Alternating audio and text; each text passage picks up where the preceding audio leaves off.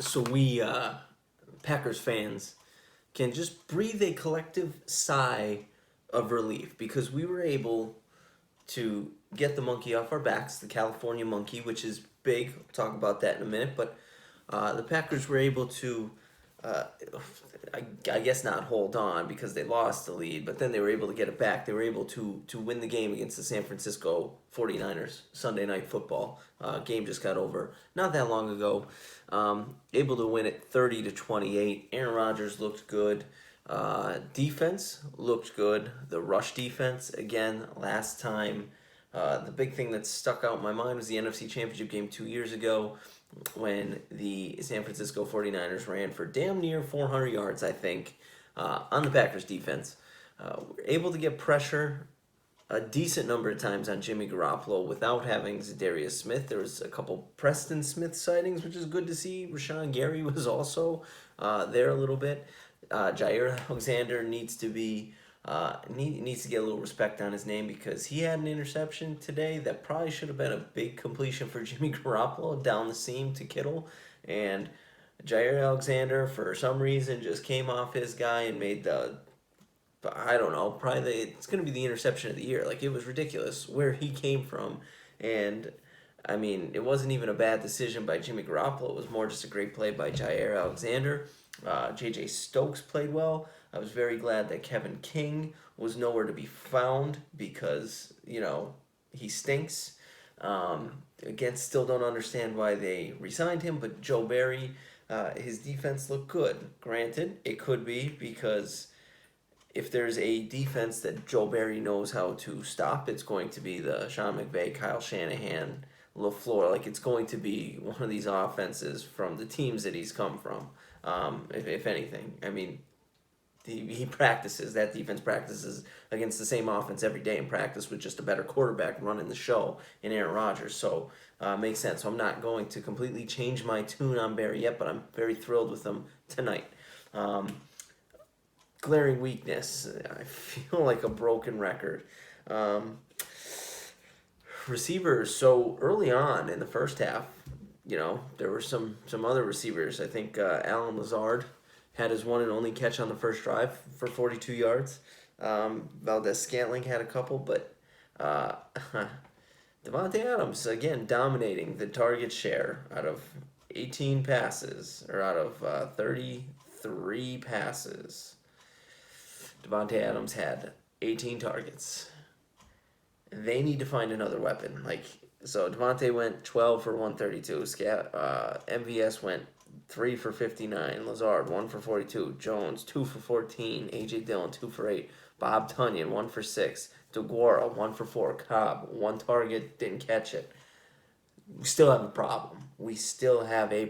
And it is again not only the lack of a true number 2 in Green Bay, or even just a number 2 pass catcher. Doesn't need to be a receiver. Who would definitely take some pressure off, so they can't roll safety over to Davante Adams' side. But it could be a tight end. Again, Bob Tunyon's good, not great. He's serviceable. He'll get the job done, but we just don't have that other weapon. I mean, Aaron Jones ran a pretty good game today, 19 for 82, averaged just over 4 yards a carry, had a touchdown. But they need a secondary weapon because down the stretch, so the Packers gave up the lead with less than a minute left to go in the game. Down one. Offensively, they were stifled.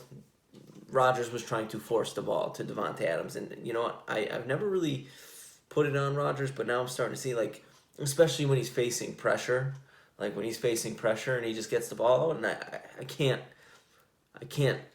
hate him. I can't blame him for it. But if I'm getting pressured and the pocket's starting to collapse, I'm going to throw it to anyone. I'm going to throw it to 17 as well. But he seems to force the ball, almost like when Matt Stafford had Calvin Johnson and only Calvin Johnson, and he threw the ball to him a bunch.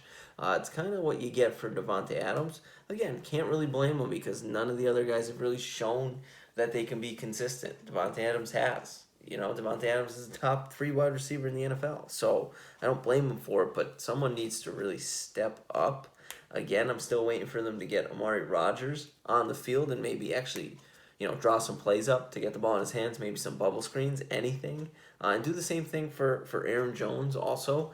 You need to do something to take the pressure off Davante Adams, because there's going to come a time where Davante Adams gets taken out of a game and he's going to be the focal point. It should be every week, and someone needs to step up. And so far this year, no one has stepped up. No one has had a big game pass catching wise outside of Davante Adams in the 3 games this year.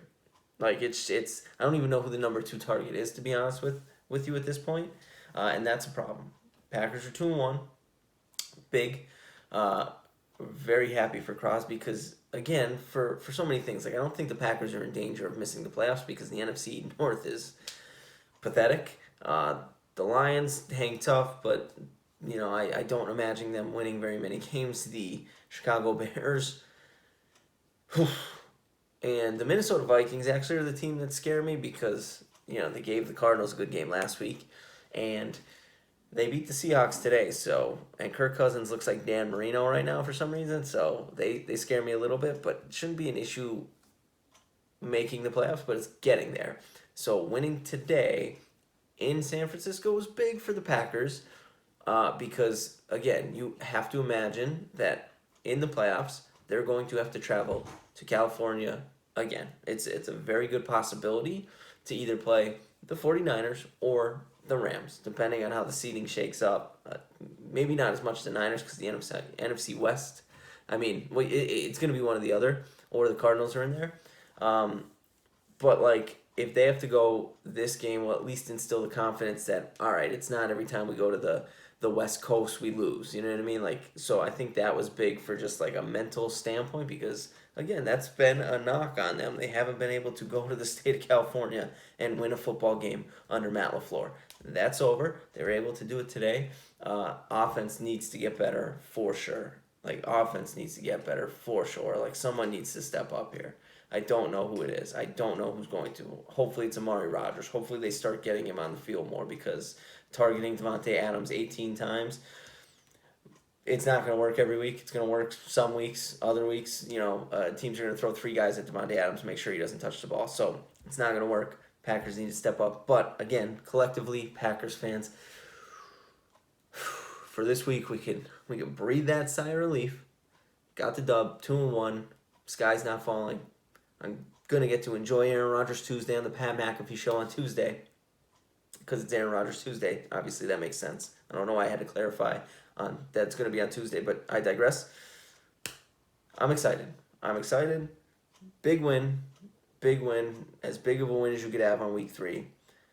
Packers need to keep it rolling. Hopefully this offense keeps getting better, and hopefully Joe Barry, hopefully this defense, especially when we start getting guys back like Zadarius Smith.